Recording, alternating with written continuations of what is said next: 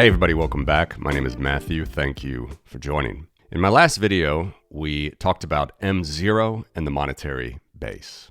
M0, that's all the cash and coin that's circulating in society, that's not in a bank vault. And the monetary base will include all of the cash and the bank reserves that are in banks. And I'm showing the bank reserves and the vault cash as a negative here on this chart because that's really the base of the system that is inside the banking system. That's the money. That's the money that's inside the banking system. That's in the black. M0 is in the gray. In this video, we're going to layer on what is called M1. I'm going to draw that right now. So what is M1? M1 is a common one. You have probably heard this a lot, certainly in your Economics 101 class. M1 is thought of as being one of the most liquid money supplies in an economy, okay? And again, the United States started this M0, M1, M2, M3 counting in the 50s and the 60s with Paul Volcker and many others at the Fed. But it's important to know that when we're talking about the public-facing money supplies, those are when we number them, okay? M0, M1, M2, M3.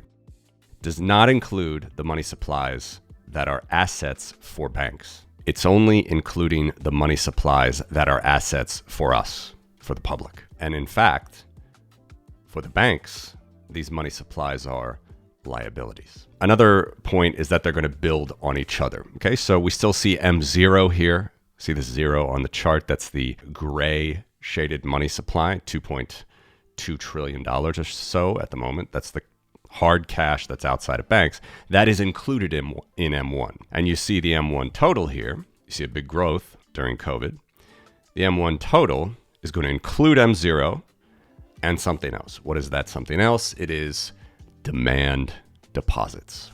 Demand deposits are referred to in different societies by different names. They could be called sight deposits, or more often in the United States, checking accounts. It's the main bank account that you think of when you think of your money in the bank. It's your bank account. Okay. There's no restrictions. You can withdraw the cash at any time.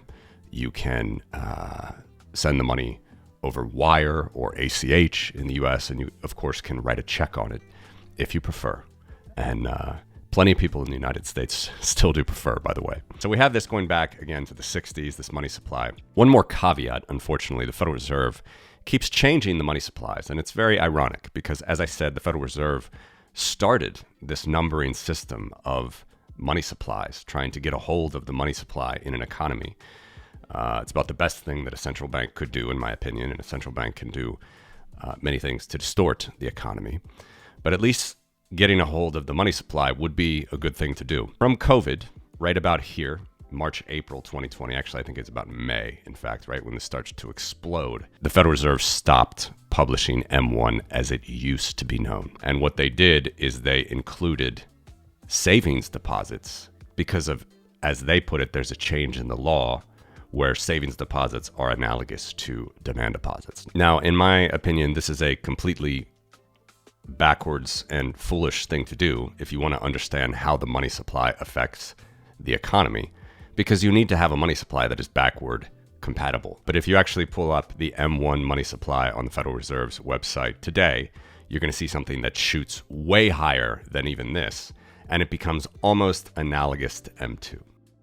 So what have I done? I've had to make a somewhat backwards compatible money supply using a time series that they still publish, which is called demand deposits, but it's probably overstated as far as the money supply goes, because in the United States, where we have checks that clear often and a lot, some people can actually think that their demand deposit balance is higher than it actually is. And that's my understanding. There's also a few other things such as credit union, other checkable deposits, it's called credit union accounts, that are included that they don't publish anymore, crazily. So nonetheless, I've shown this before. You can see prior videos on my site. We'll link to it here in the show notes. But the supply that you see here is close, but it's not exact.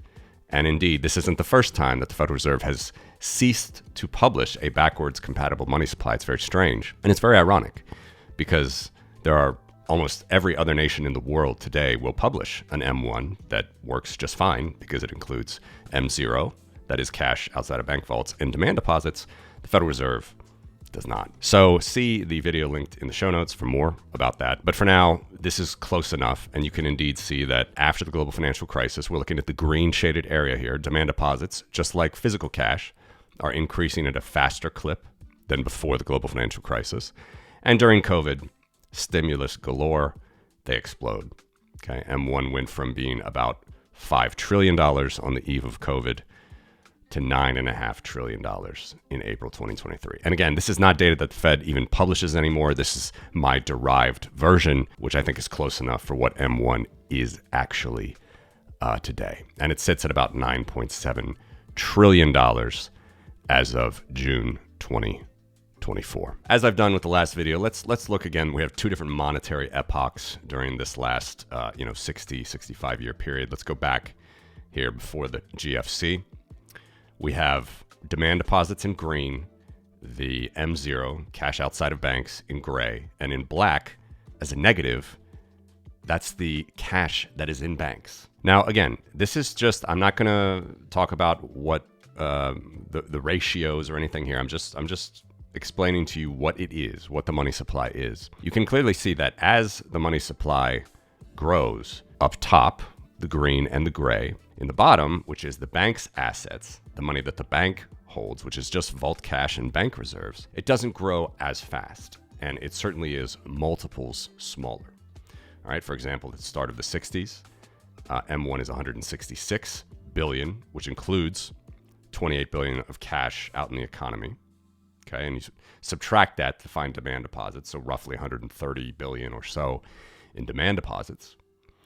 And they only hold 10 billion in banks of vault cash and bank reserves.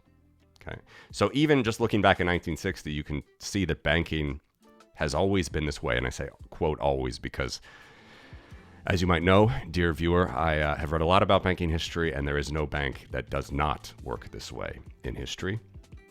What does it tell you? It tells you that there's way more deposits than there is cash in the bank.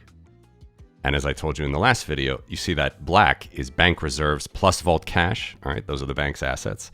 Vault cash is a very, very small proportion of the bank's assets. Those two core base money plus vault cash assets that are in the bank.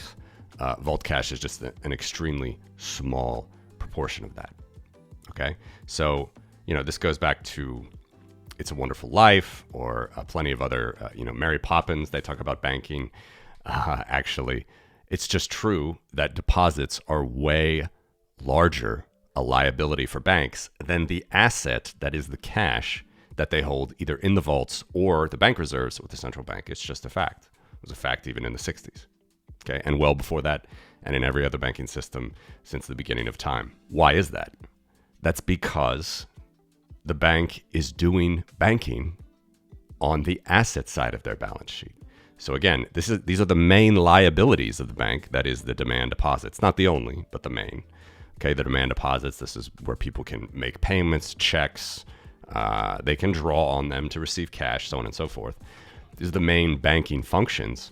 What's the asset of the bank that corroborates with this liability? It is, of course, loans. Taking a moment to remind you that this show is brought to you by Trezor, home of the original Bitcoin hardware wallet. For over 10 years now, Trezor means business in Bitcoin security and functionality.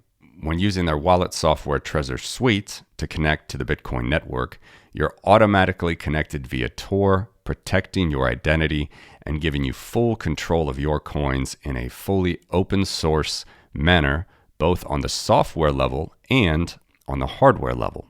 So head on over to Trezor.io to grab your brand new Trezor Safe 5 with a secure element, as well as a ton of available accessories to back up your keys and keep your coins safe. The main asset on a bank's books is not the money that it holds in the vaults. It is the loan that it makes to the baker, the farmer, the shoe salesman, to use the It's a Wonderful Life analogy, and so on and so forth. That's just how it works, okay? It's how it worked in the 60s. That's how it works today. Now, on the eve of the financial crisis, it certainly seems like the ratio is larger, and we'll get to that. We'll get to that, not in this video. But you see that it's the same thing, okay? You do have a bigger portion of bank reserves, but it's very small still compared to the demand deposits and M0, the cash that's outside in the economy, both of which total to $1.8 trillion on the eve of the financial crisis. That's just banking, okay? The main assets on a bank's books are not the money, not the bank reserves plus the cash. It is the loans that they issue into society. Okay, that's how banking works. All right, but we can see that all was not well in the banking system, and the United States Federal Reserve had to print a lot of money to bail out the banks because they did not want to repeat what happened during the Great Depression. Now, again, I'm not saying this was a good idea. I'm not apologizing for the Fed, but we can see here, as I showed you in the last video, a lot of money printing and some money destruction in 2018, 2019 here. This is the money that the banks hold in dark black, okay? All the while, their liabilities were increasing and their loans were increasing. And then a big increase during the stimulus of COVID, both on the bank reserve side and on the M1 side. Again, we're just making observations here. We're trying to show the definitions of how this works. Banking has not changed, but what we can observe is state regulation, state manipulation of the banking sector certainly has increased since the global financial crisis. Before, the bank reserves were a very small proportion of a bank's balance sheet, very small, a fraction of their deposits and thus their loans, their assets as well. But here, let's just do some very, very simple math now.